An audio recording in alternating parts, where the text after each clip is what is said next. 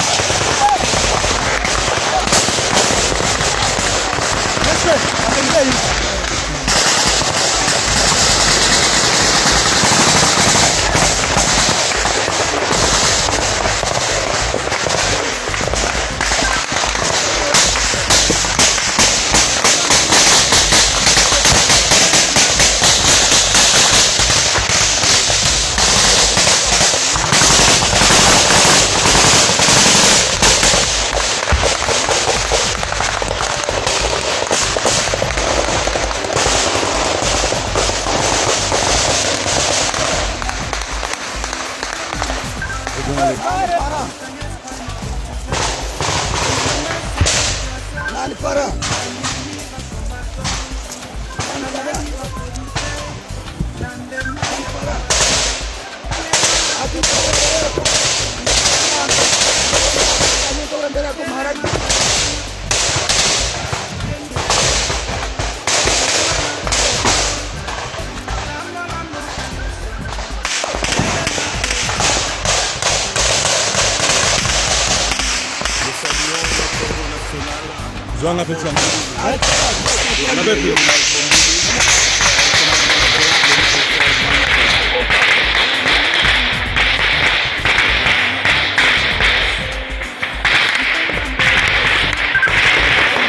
peuple doit se mobiliser.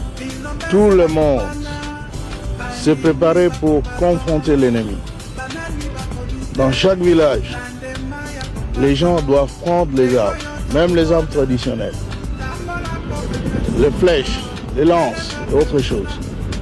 L'essentiel est d'écraser l'ennemi parce que sinon on va devenir esclave de ce petit messier de Hutu, de Tutsi plutôt. C'est donc clair qu'on doit se défendre et qu'on est obligé de se battre sur son propre territoire d'abord pour éjecter dehors les agresseurs.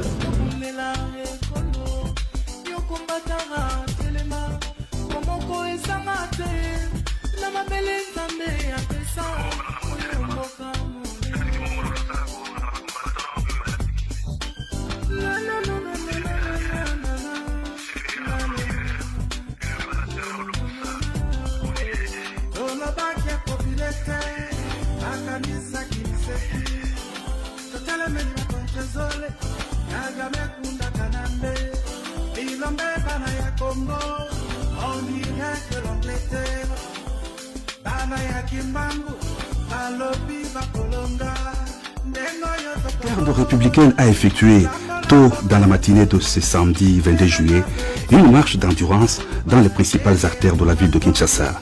Dans leur tenue impeccable, les éléments de ces corps d'élite affectés à la sécurité du chef de l'État sont partis du motel Fikine dans la commune de Limete. Ils ont emprunté le boulevard Lumumba, l'avenue Sendwe, le boulevard Triomphal, l'avenue du 24 novembre pour atteindre le boulevard du 30 juin et l'avenue Mondiba s'acheminant vers le Kanchachi. Une autre longue colonne est passée par les communes de Bandalungwa et Kitambo pour faire jonction à destination avec l'ensemble du corps. Cette marche, ovationnée par la population, a été conduite par le général-major Ephraim Kabi Kiriza, commandant de la garde républicaine. Pour lui, cette marche entre dans le cadre des activités normales de la garde républicaine. La marche que nous exécutons, c'est une marche ordinaire qui n'est pas aussi longue que vous le voyez, on venait de le dire. C'est une marche ordinaire dans le cadre de l'exercice des activités du soldat, dans le cadre du maintien de cette condition physique. Et connaissant que la garde républicaine, c'est une unité spéciale, ça fait longtemps qu'on n'a pas exécuté une telle activité et finalement nous nous sommes décidés de le faire non seulement pour évaluer notre capacité opérationnelle, mais aussi aider à comprendre que l'unité ne doit pas tout simplement être cantonnée. Je dois ajouter un élément très important pour le moment. Vous le savez très bien que notre pays va abriter les Jeux de la francophonie et connaissant tout ce qui se passe à Kinshasa, il y a une psychose de tout ce qu'on peut suivre dans les réseaux sociaux. Nous nous sommes dit que nous devons rassurer notre population. Nous devons marcher, que la population de Kinshasa et d'ailleurs toute la population du pays puisse comprendre que son armée est là. Parce que la garde républicaine n'a pas seulement cette mission de sécuriser le président de la République. Par contre, elle a 3 missions. La première mission, c'est d'appuyer les FARDC dans sa mission de la défense de l'intégrité territoriale. Nous avions la deuxième mission, qui est d'appuyer la police dans leur mission de MROP. Et la troisième mission, qui est notre mission spécifique, c'est d'assurer la sécurité du président de la République. C'est dans ce sens-là, connaissant que le jeu de la francophonie constitue les marques du président de la République, nous nous sommes décidés de faire cette marche, montrer à la population que l'armée est là, la garde républicaine est là et nous pouvons intervenir si c'est nécessaire. Une marche analogue a été aussi organisée dans le Grand Katanga à Lubumbashi, Kolwezi, Kalemi, a rassuré le général Ephraim. Le tout s'est terminé en beauté par une parade militaire au camp Tchatchi.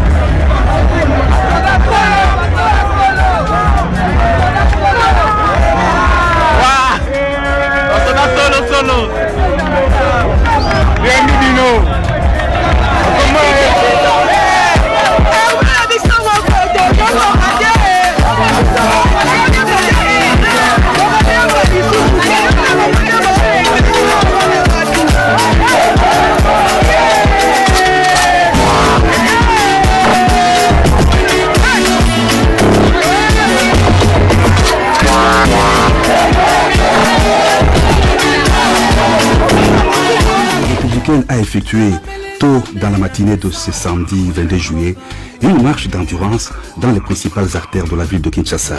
Dans leur tenue impeccable, les éléments de ces corps d'élite affectés à la sécurité du chef de l'État sont partis du motel Fikin dans la commune de Limete. Ils ont emprunté le boulevard Lumumba, l'avenue Saint-Denis, le boulevard Triomphal, l'avenue du 24 novembre pour atteindre le boulevard du 30 juin et l'avenue Mondipa s'acheminant vers le camp Tchatchi.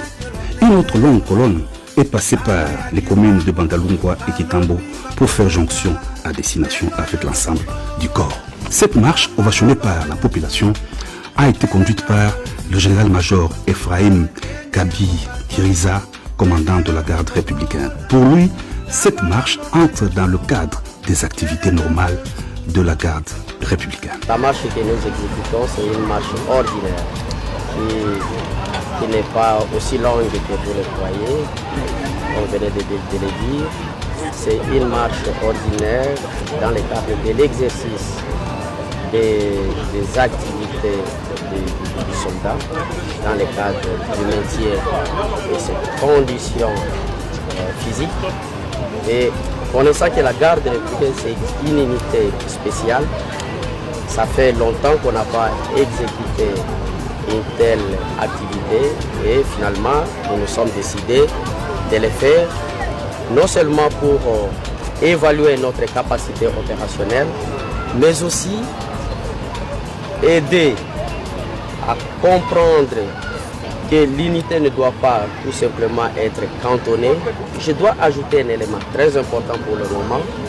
Vous le savez très bien que notre pays va abriter les Jeux de la francophonie et connaissant tout ce qui se passe à Kinshasa, il y a une psychose de tout ce qu'on peut suivre dans les réseaux sociaux. Nous nous sommes dit que nous devons rassurer notre population.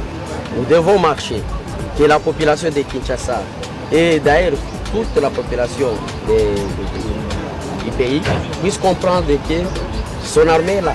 Parce que la garde républicaine n'a pas seulement cette mission de sécuriser le président de la République.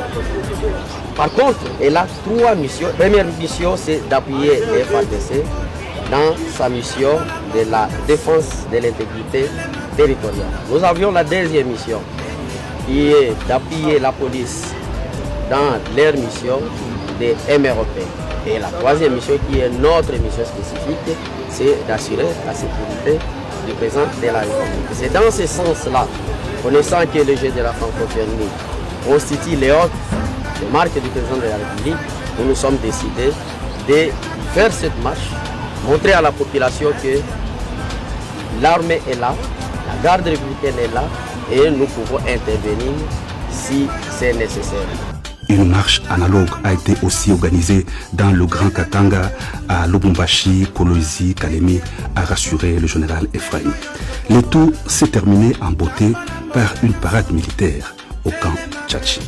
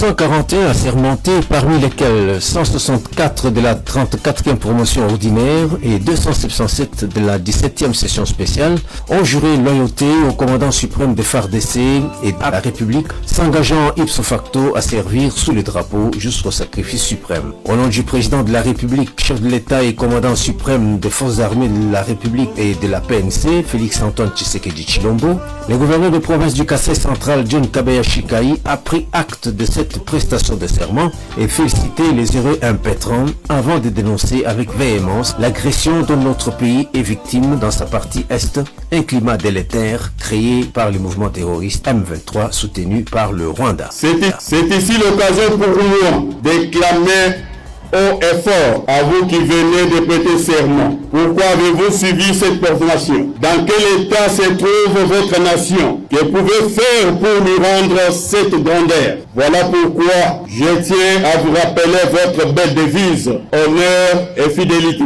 Le commandant de l'académie militaire a dans son speech salué les efforts de ces nouveaux officiers à qui il a demandé abnégation et cette disponibilité tous azimuts pour défendre l'intégrité du territoire national. Permettez-moi de m'adresser aux élèves officiers. Félicitations à chacun d'entre vous qui a réussi et du courage à ceux qui reprennent l'année. À vous, chers lauréats, qui est à l'honneur aujourd'hui. Sachez que votre pays est attaqué et que partout où vous serez, vous devrez le défendre avec abnégation. Les autorités politico-administratives ainsi qu'une foule nombreuse ont été témoins oculaires de cette grande solennité ce samedi 25 février 2023 au camp de Bozo.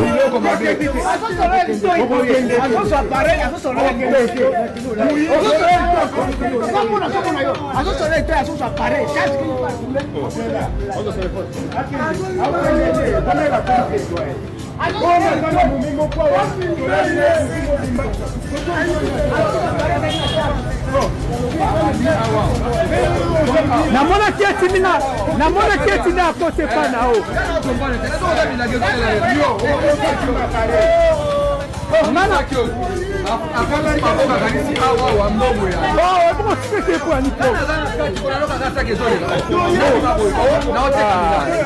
c'est pitié pour na Congo. Congo vraiment eza mawa pour na kumboka oyo. Akosi abandina koiba hawa. Akobibi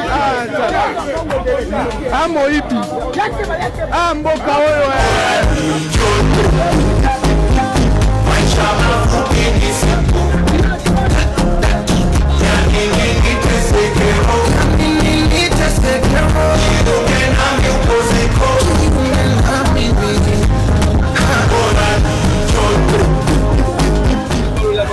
Abila toranga na maboko là na bata ko toranga na maboko le beni yo la abdi funde ko lia bango bati béton ko lia bango nyoso tu pa bomba yango yo bango yo bati béton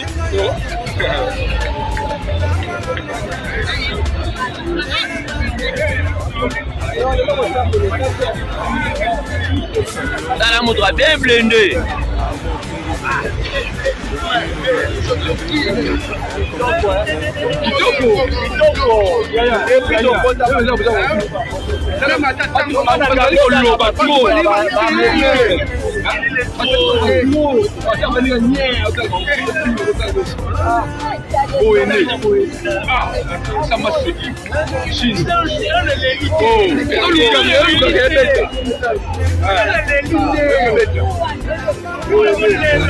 S'ils sont formés pour que demain après demain qu'ils soient capables de créer des entreprises, de se prendre en charge. Et sur le plan de la formation, là où nous venons, j'étais impressionné. À côté de moi, il y a le général qui, lorsqu'on venait ici, n'a dit à personne qu'il avait son fils lié en formation. Donc parmi les jeunes gens que vous voyez en formation, ils viennent de tous les horizons, de tous les milieux sociaux. Il y en a qui viennent de villages, qui viennent de familles de paysans, il y en a qui sont issus de bonnes familles, des enfants de généraux, des enfants de ministres. Et tous mis ensemble, sans complexe, ils sont en train d'apprendre, d'être formés ensemble. Vous voyez que c'est vraiment quelque chose qui va amener même plus tard la cohésion de la nation, la cohésion du pays, où il n'y aura pas de discrimination. Moi, dans plusieurs pays, il y a cette discrimination. Les autres sont les enfants des riches, ils sont les enfants des pauvres, ils sont les enfants de telle classe. Ici, on essaye de le mettre tous ensemble. Avant d'aller à l'université, les jeunes passent par le centre du service national. Défendre leur pays, pour aimer leur pays, pour le bien de la cohésion. Ils viennent de tous les horizons, de toutes les provinces. Il y en a qui viennent du sud du pays, de l'est, de l'ouest, ainsi de suite, ils sont mis ensemble. La particularité pour ce centre, on vient de le révéler, vous ne savez pas. Un des chefs d'État de ce pays, Jakaya Kikou, était passé par ce centre comme bâtisseur, comme jeune, il a été formé dans ce centre. Donc, vous voyez que ça donne les opportunités aux jeunes d'aller même au sommet de l'État. C'est un bon modèle à copier très bon au modèle, Congo. Très bon modèle, très bon modèle. Vous avez suivi récemment le point de presse du président de la République, commandant suprême. Il a beaucoup insisté, il est en train d'entrevoir la possibilité de faire le passage, de faire obligatoire le passage au service national par les jeunes de la République. C'est justement pour arriver à avoir de tels résultats. Donc, vous pensez que c'est ce qui nous manque? Je ne dirais pas, je ne veux pas vraiment faire des jugements, mais moi je suis en train seulement de constater que si nous le faisons, nous apporterons un plus pour la création, la fondation ou la consolidation de l'unité nationale et de la cohésion nationale.